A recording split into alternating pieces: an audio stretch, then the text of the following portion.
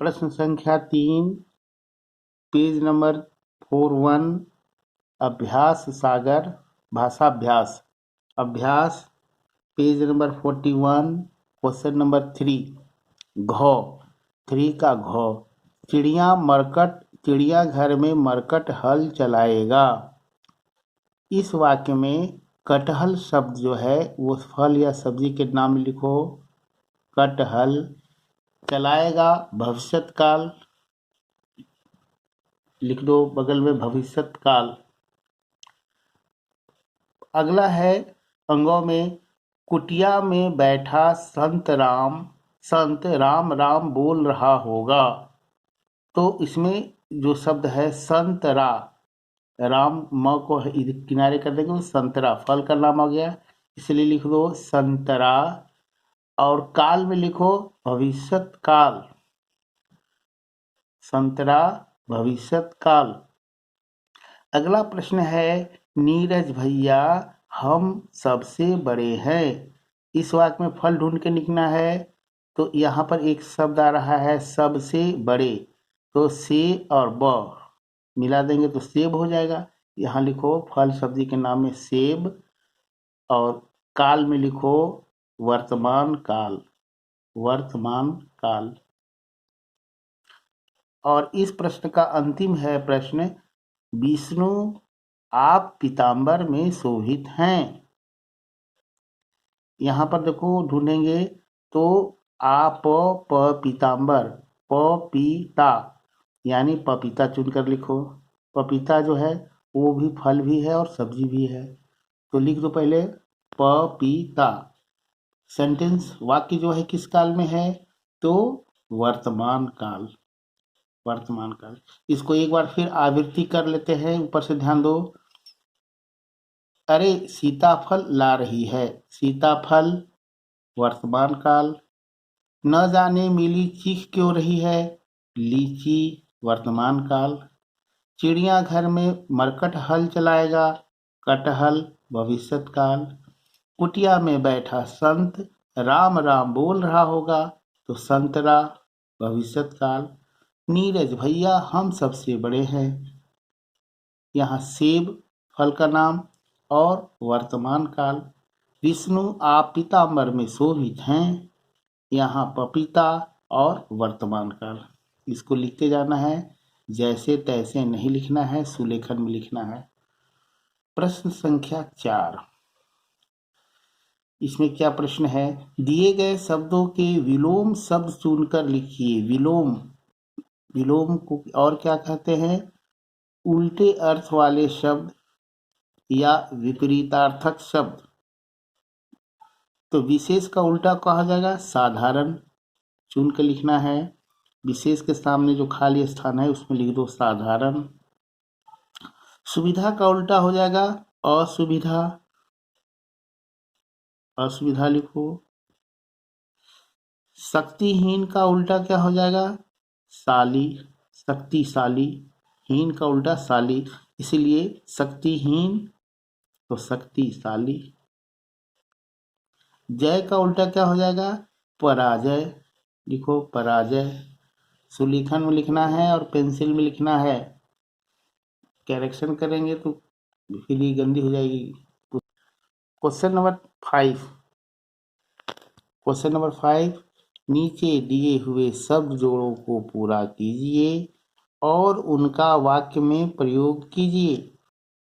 जैसे उछल का कूद, कूद लिखो खाली स्थान पर, उछल कूद। लपक का झपक, लपक झपक। कूद का फांद, कूद फांद। उलट का पलट, उलट पलट। शब्द जोड़ा जो है पूरा हो गया। अब इसको वाक्य बनाएंगे। उछल का कूद, उस पेड़ पर एक बंदर उछल कूद कर रहा है। पूरा सेंटेंस लिखो क में। उस पेड़ पर एक बंदर उछल कूद कर रहा है। ख में है लपक झपक, लपक झपक, लपक झपक। इसका क्या होगा, वाक्य बनाओ। तुम वहां से लपक झपक कर क्या देख रहे हो? तुम वहां से लपक झपक कर क्या देख रहे हो? कूद फांद। कूद फांद का वाक्य बनाएंगे। मैदान में बच्चे कूद फांद रहे हैं। मैदान में बच्चे कूद फांद रहे हैं। उलट पलट। इसका वाक्य बनाओ। तुम तभी से अपनी कॉपी उलट पलट कर रहे हो। तुम तभी से अपनी कॉपी उलट पलट कर रहे हो। क्वेश्चन नंबर 6 हो गया। इसमें है आर्मस्ट्रांग और एडविन ऑल्ड्रिन चांद से पृथ्वी को देखकर खुशी से उछल पड़े। खुशी से उछल पड़ना एक मुहावरा है जिसका अर्थ होता है बहुत खुश होना। इसी खुशी से संबंधित और बहुत सारे मुहावरे हैं जिसको तुमको अर्थ लिखना है और वाक्य बनाना है। मन ही मन लड्डू फूटना, इसका भी अर्थ है खुश होना। लिखो। अपनी नई साइकिल को देखकर उसके मन में मन ही मन लड्डू फूट रहा है। उसे मन ही मन लड्डू फूट रहा है। अपनी नई साइकिल को देखकर उसे मन ही मन लड्डू फूट रहा है। घी के दिए जलाना, इसका भी अर्थ होता है बहुत खुश होना। बेटे को नौकरी लग जाने पर माँ ने घी के दिए जलाए। बेटे को नौकरी लग जाने पर माँ ने घी के दिए जलाए। फूला न समाना, इसका भी अर्थ होता है खुश होना। वाक्य बनाना है। वह बिछड़े हुए माँ को देखकर फूले न समा रही थी। वह बिछड़े हुए माँ को पाकर फूले न समा रही थी। इस तरह वाक्य और भी बनाओगे। फूले न समाना, मैं पुरस्कार पाकर फूले न समा रही थी। कोई भी वाक्य बनाओ, बहुत खुश होना। अब देखो प्रश्न संख्या 8। अगर न नभ में बादल होते। इस पाठ में से उचित शब्दों को छांटकर निम्न तालिका पूर्ण कीजिए। अगर न नभ में बादल होते।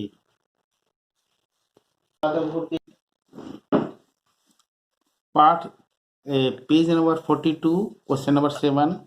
अगर न नभ में बादल होते। इस पाठ के आधार पर इस तालिका को पूरा करना है।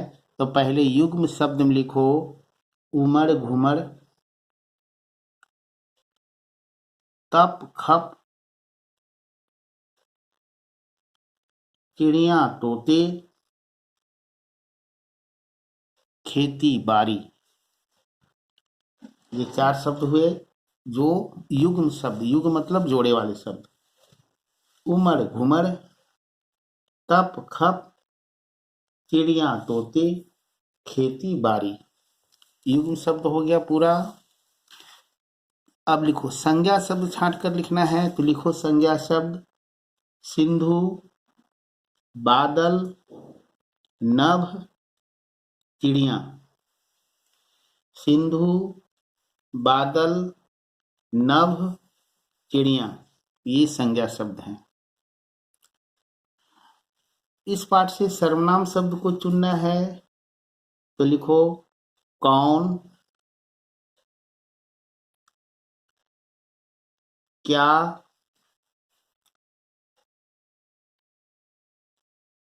कैसे, कहाँ।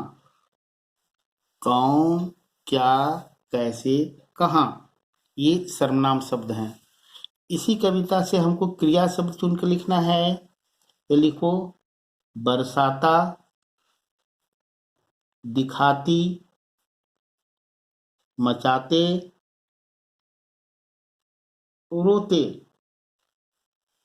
बहुत सारे क्रिया शब्द हैं, लेकिन ये लिखो बरसाता, खोते, होते, दिखाती, सोते, होते, सुनाते, मचाते, घहराती, चहराती, भिगोते, ये सारी जो है क्रिया शब्द हैं। इसमें से केवल 4 ही तुमको लिखना है।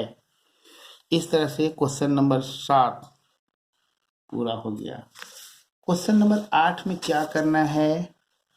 जिस प्रकार वर्षा को ऋतुओं की रानी कहा जाता है, उसी प्रकार बसंत को ऋतुओं का राजा कहा जाता है।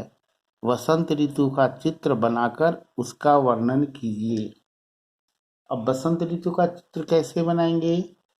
देखो, पेज नंबर 67 में बना हुआ है ना। केवल इसमें अतिरिक्त क्या करना है? फूल के अधिक से अधिक चित्र बनाने हैं। यहाँ चित्र है, वर्षा ऋतु का चित्र है, और इधर जो है वो वसंत ऋतु की विशेषता है कि पेड़ों पर नए तरह तरह के पौधे, हरियाली छा जाती है, रंग बिरंगे फूल दिखाई पड़ने लगते हैं। बसंत ऋतु का चित्र, और उस पर लिखना भी है। इसको हम PDF में भेजेंगे, चित्र बना करके 10 वाक्य 15 वाक्य बना करके भेज देंगे। अगला प्रश्न है, बस इतना ही है, पेज नंबर 43। थैंक यू, धन्यवाद।